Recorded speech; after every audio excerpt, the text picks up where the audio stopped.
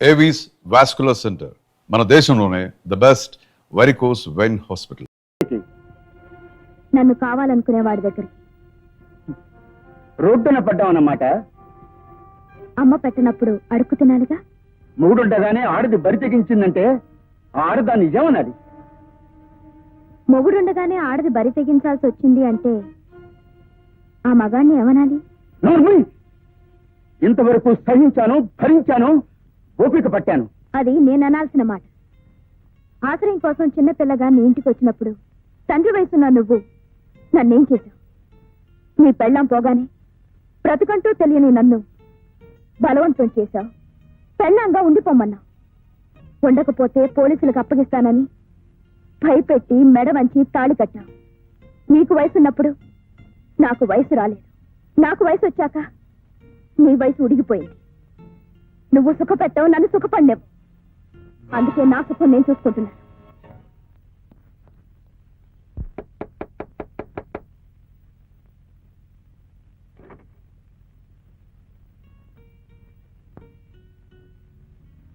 ఇందాక మాట్లాడుతుండగా మధ్యలో ఫోన్ పెట్టేసింది నువ్వేనా? ఊరి పేరు చెప్పకుండా మాట్లాడింది మీరేనా? ధైర్యాన్ని బాగానే పుంజుకున్నావు. కూర్చోండి. ఏదో సొంతిల్లులా మర్యాద చేస్తున్నావే. సొంతిల్లు కాకపోయినా పరాయిల్లు మాత్రం కాదు. కట్టుకోకపోయినా బాగానే ఆకట్టుకున్నాడు కాబట్టే కలిసి బ్రతుకుతున్నాం. ఎందుకలా నవ్వుతున్నారు? ఇది కలిసి బ్రతకడమా, కలిసి ఉండడమా? మీరెలా అనుకుంటున్నారు?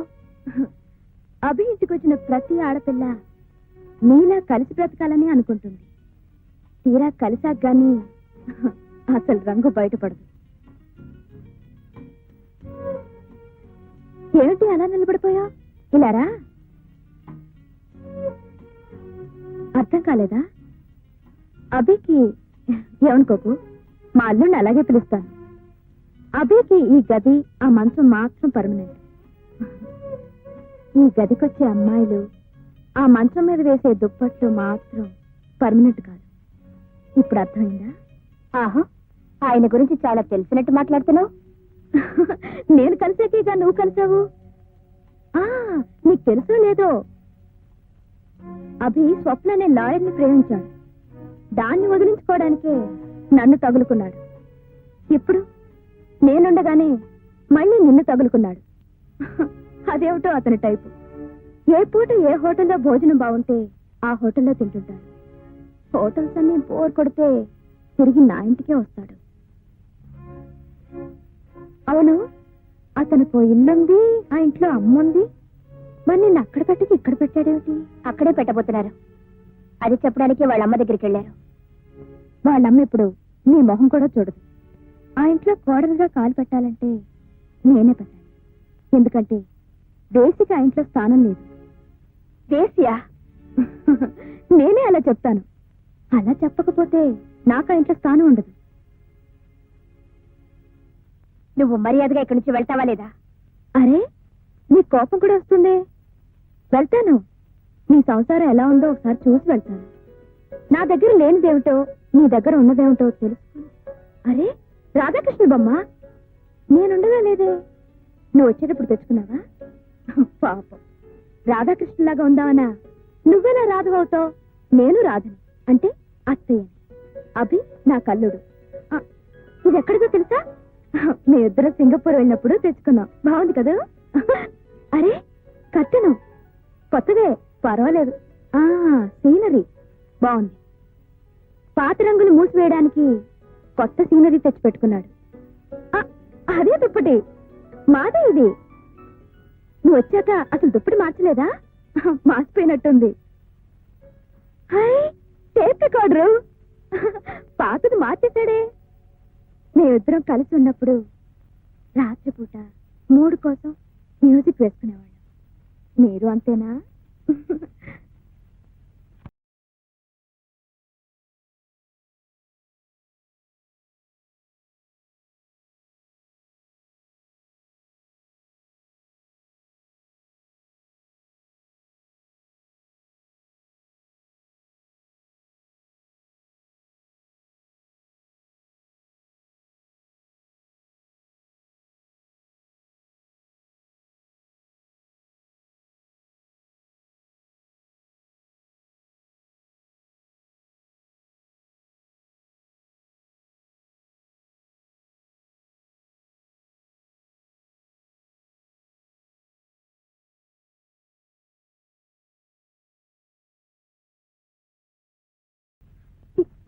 ఈ పాట నేనే పాడాను.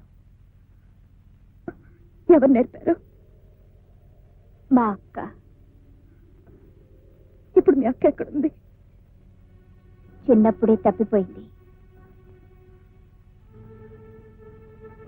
ఈ పాట మీరు విన్నారా? ఎక్కడా?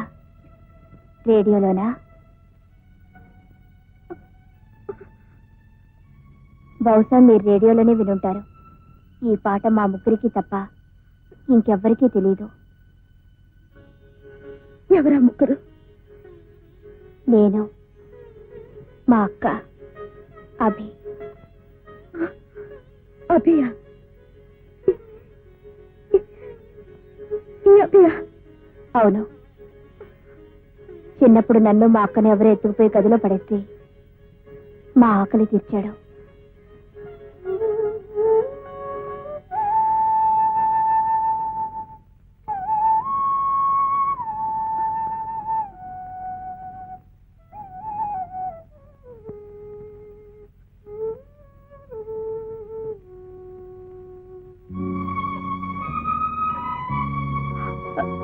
ఏమండి? ఏమండి? ఏమండి?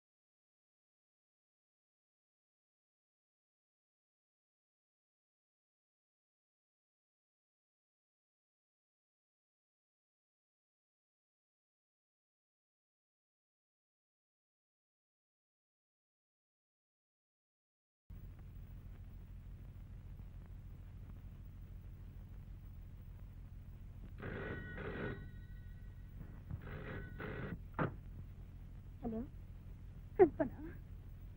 ఎవరు కావాలి? అభి కావాలి. కల్పన, నువ్వే కావాలి. నేను మీ అక్కనమ్మా. నీ కళ్ళ ముందుకొచ్చి కూడా మీ అక్కనని చెప్పుకోలేకపోయినా దౌర్భాగ్యరాలి. హలో అభి, ఒక్కసారి ఇక్కడికి వచ్చాడవా? నీకు సిగ్గు లేదు? లేదు. నువ్వు స్వార్థాన్ని విన్నా కాదు. నీ అంత బరి తెగించిన అర్థాన్ని ప్రపంచం తోరచబడి. నిజమే, కానీ ఇంకో నిజం తెలిస్తే ఇలాంటి రాక్షసి ప్రపంచంలోనే ఉండదనుకుంటావు. ఏమిటది? ఒక్కసారి ఇంటికి రా, చెప్తాను.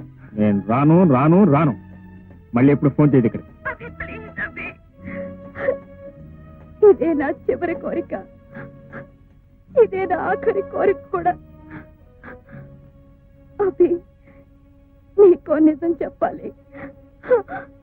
నా గురించి కాదు, నువ్వు పెళ్లి చేసుకోబోయే కల్పన అక్క గురించి. కల్పన అక్క గురించి?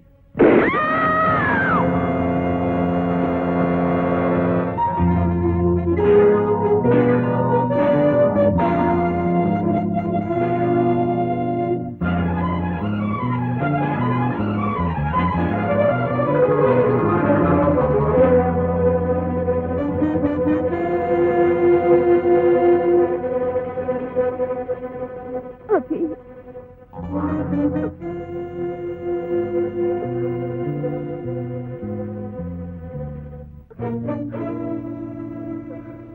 అభి,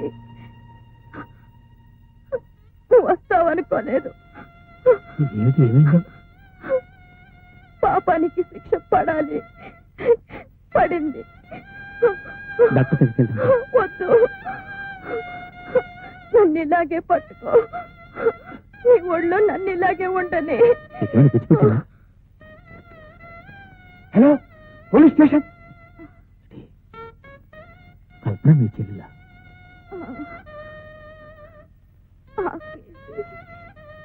పప్పేసి ఉప్పేసి నెయ్యేసి ఇవాళ నాకు చాలా ఆనందంగా ఉంది. నా చెల్లెలకి నువ్వు దొరికావు. I'm very happy.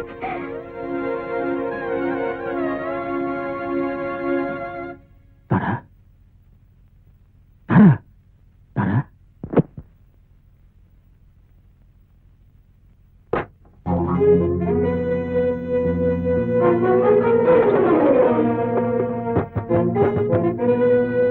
రండి ఇన్స్పెక్టర్,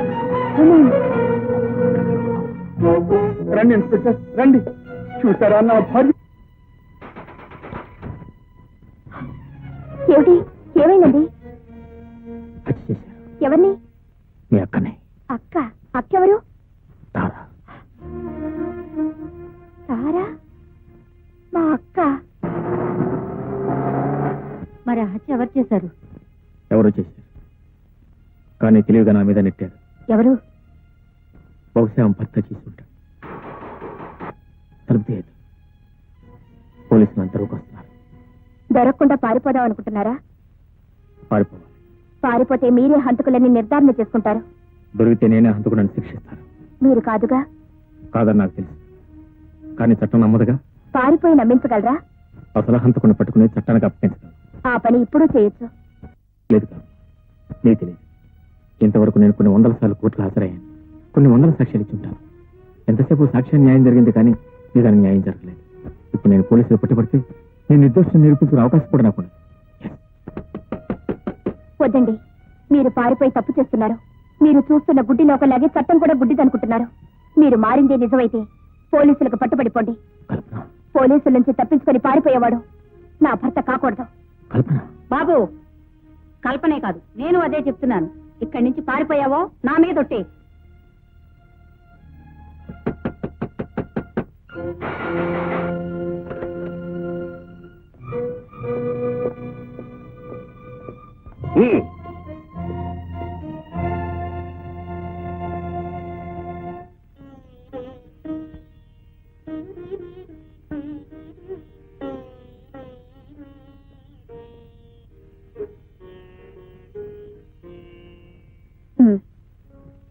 చెప్పండి, what can I do for you?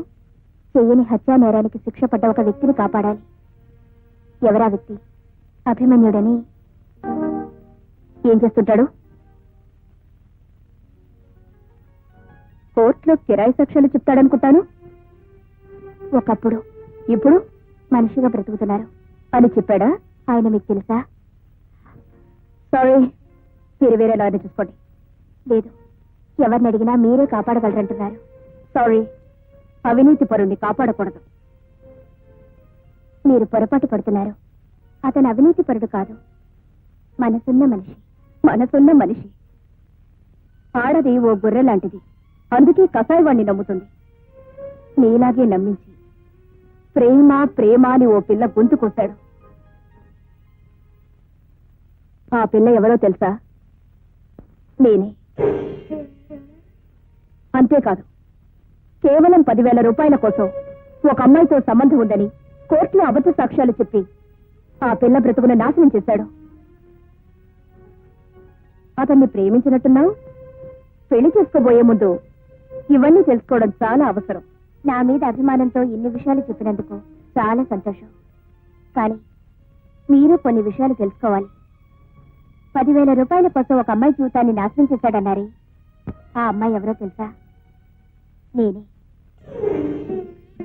ప్రేమ ప్రేమ అని మిమ్మల్ని నమ్మించి మోసం చేశాడన్నారే, మిమ్మల్ని మోసం చేసింది నా కోసమే. ఆ రోజు కోర్టులో పతితిగా నిలబెట్టింది నన్నే. తిరిగి ఈ రోజు మనిషిగా నిలబెట్టింది నన్నే. కేవలం నా జీవితం నిలబెట్టడం కోసమే మీకు అన్యాయం చేశాడు. కానీ అది మోసం కాదు, త్యాగం.